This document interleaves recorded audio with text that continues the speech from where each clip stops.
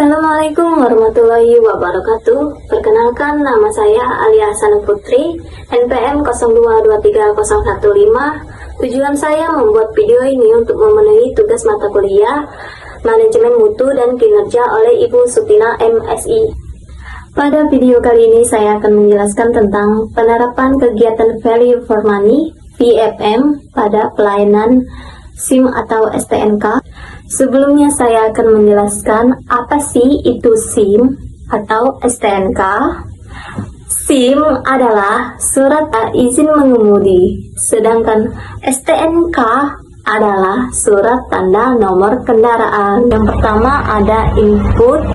Input yang dibutuhkan dalam penerbitan SIM meliputi seperti petugas kepolisian dan administrasi, peralatan teknologi seperti komputer, kamera, dan alat ujian, ruang ujian teori dan praktik, anggaran operasional, dan yang terakhir ada landasan hukum seperti Undang-Undang Nomor 22 Tahun 2009. Kedua, ada proses penerbitan SIM meliputi beberapa tahapan seperti pendaftaran melalui aplikasi atau datang secara langsung, verifikasi data pemohon, tes kesehatan dan tes psikologi, ujian teori, ujian praktik mengemudi, dan yang terakhir ada penerbitan SIM fisik dan digital bagi pemohon yang lulus. Yang ketiga ada output. Output dari pelayanan ini adalah terbitnya SIM sah bagi masyarakat yang memenuhi syarat. Yang keempat ada outcome. Outcome dari kegiatan penerbitan SIM adalah meningkatnya keselamatan kendaraan, menurunnya angka pelanggaran lalu lintas, dan meningkatnya kepercayaan masyarakat terhadap pelayanan kepolisian. Kelima, benefit. Pelayanan menjadi lebih cepat, biaya lebih jelas, administrasi kendaraan menjadi tertib, dan data pengemudi lebih akurat. Selain itu, masyarakat juga mendapatkan pelayanan yang lebih transparan sehingga rasa percaya kepada pemerintah lebih meningkat. Dan yang terakhir ada impact. Impact ada seperti tingkat keselamatan lalu lintas meningkat, pendapatan daerah meningkat secara berkelanjutan, pelayanan publik semakin bersih dan profesional, pencegahan korupsi di sektor pelayanan publik, dan yang terakhir meningkatnya kepercayaan publik terhadap pemerintah. Penilaian berdasarkan value for money yang pertama ada efektif, yaitu memastikan bahwa pengemudi yang memiliki SIM dan STNK benar-benar memiliki kemampuan dan kelayakan.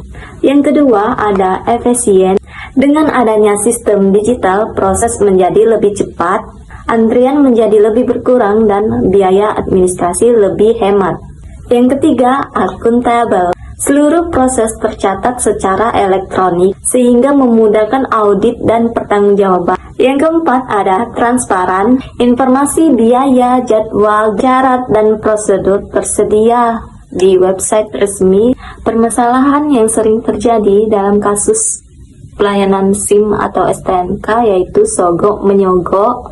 Dalam beberapa kasus, pelayanan SIM dan STNK masih menghadapi masalah berupa sogok menyogok atau pungutan liar. Masalah ini menyebabkan pelayanan menjadi tidak adil, tidak transparan, dan merusak akuntabilitas. Masyarakat yang mengikuti prosedur resmi seringkali dirugikan dan kepercayaan publik terhadap pelayanan pemerintah semakin menurun. Praktik sogok menyogok juga berpotensi menjadi tindak pidana korupsi baik bagi petugas maupun masyarakat yang memberikan suap. Untuk mengatasi sogok menyogok, yang pertama, digitalisasi penuh layanan SIM dan STNK. Yang kedua, transparansi biaya dan prosedur. Yang ketiga, pembayaran non-tunai. Yang keempat, pengawasan ketat seperti pemasangan CCTV. Yang kelima, sanksi bagi petugas yang terbukti melakukan pungutan liar. Keenam, edukasi dan pelatihan etika bagi petugas. Ketujuh, pemberantasan calo melalui patroli rutin. Dan yang terakhir ada edukasi masyarakat. Baiklah, itulah yang dapat saya sampaikan. Saya akhiri. Assalamualaikum warahmatullahi wabarakatuh.